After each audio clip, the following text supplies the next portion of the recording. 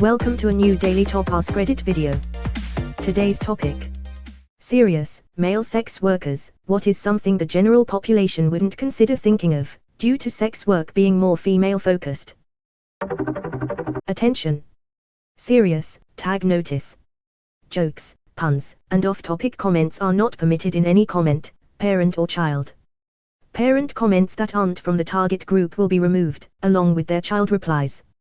Report comments that violate these rules. Posts that have few relevant answers within the first hour, and posts that are not appropriate for the serious tag will be removed.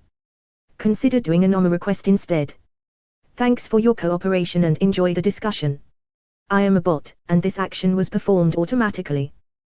Please contact the moderators of this subreddit if you have any questions or concerns. You have to find a tactful way of explaining to the client you won't come because you're usually not enjoying it. Is it usually an expectation on the client's part that you get off? Do you just turn the conversation around and that you like to ensure they are being pleasured and that it's not about you? Some guys get off on watching it happen. Just explain that it's not going to happen like that, haha. That is also common for female sex workers to be expected to come, but we have the advantage of being able to convincingly fake it without direct evidence that we're lying, lol. I'm on Prozac. I can't come even when I'm enjoying it. Edit, I can't take well buttery as I am epileptic. Edit 2, I guess I would be a good sex worker. Keep going, I believe in you, lol. You better be bisexual because most of your clients are still going to be men, and of the very few women that you get to sleep with, most will be hideous.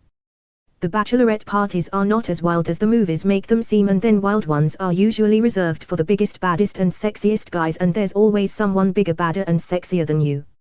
I did read once that it's harder for men to get decent work for straight sex, and the pay is often lower. Even in porn the pay is often bad unless it's either gay/bisexual work. I actually watched a documentary on Netflix a year or so ago, and the men that they had in it actually said they needed to do gay porn, even though they were not gay, just to make money until they started getting regular gigs in straight porn. I do not have the name of said documentary, but I am looking. In my younger days I was a sex worker. We have a lot similarities to female sex workers. Almost all male clients. Same legal issues. Guys ignoring boundaries. Etc. A big difference I noticed was pay. I made significantly less than my female counterparts. I don't know why, but people were just not willing to pay as much for a male sex worker during my time as an escort.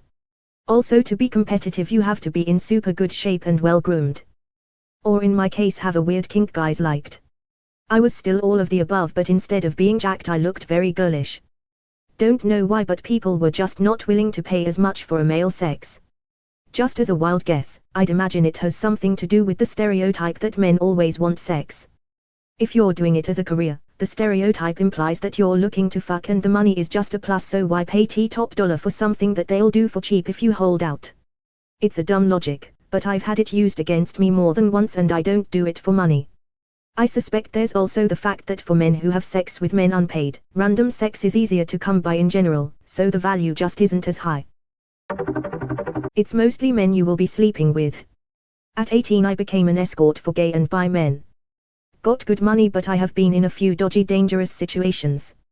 Some guy was looking me to go and have car fun with him. He drove me out to the country and started asking me creepy questions. His demeanor changed and he wouldn't tell me where we were going. We were 30 minutes outside the city and he wouldn't stop the car. I begged him to tell me where he was taking me, but he wouldn't acknowledge me and had a space-eyed look in his eyes. Told him my mum was gonna be worried if I wasn't going to be home soon, and told him she was sick. He seemed to snap out of it. We didn't do anything and he didn't give me money. I was preparing to fight him. I was a young twig and he was older and bigger built. The asshole dropped me off 20 minutes away from home and took me an hour to walk it. I cried the whole way, shaking. Looking back now I'm quite embarrassed, but the money's good. Was working 30 hours a week at the time as well. That experience turned me off it. Please be careful. Just because you're a man doesn't mean you're immune to sexual assault. Plenty of serial killers kill men. Don't behave. I was making roughly £400 a fortnight from meeting guys alone when I done it regularly. Normally would charge 200 for few hours or a night if the guy was nice. That man was a real asshole. At least the story didn't end so bad for you. I have to wonder what he did to others. Old gay men like to pay to watch you shower and suck you off after. That sounds significantly less horrible than most the stuff here. True, I'm reading and courteously thinking WTF WTF. Sounds like some gym locker room fantasy fulfillment. Sounds like an old guy wants to suck a clean dick. I had a really unusual experience. I only had a few clients and they were all divorced women with kids that wanted a break from being a single mom, so I folded laundry, made dinner, and then went to the bedroom. There were times bedroom never happened. A few days later she would give my number to a friend who was in a similar position. It was an interesting summer. So like a male sexy maid, except you actually do the maid stuff and never do the sexual stuff. If I hired a sexy maid, you'd better believe it was because I needed the kitchen deep cleaned. This sounds like the premise to a raunchy comedy. And for $200 you can get me to do anything. Anything. Pays you to do laundry, clean the house, and put away the dishes. Some guys only want to cuddle for 2 hours while listening to music. After a year of pandemic, I too am desperate for a cuddle. I haven't had a hug since October 2019.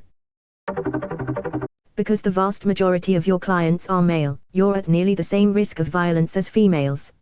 Some cops are fairly empathetic and understanding toward female sex workers. I've never met one who is empathetic or understanding to male sex workers. Female sex workers often service their local cops for free in exchange for protection.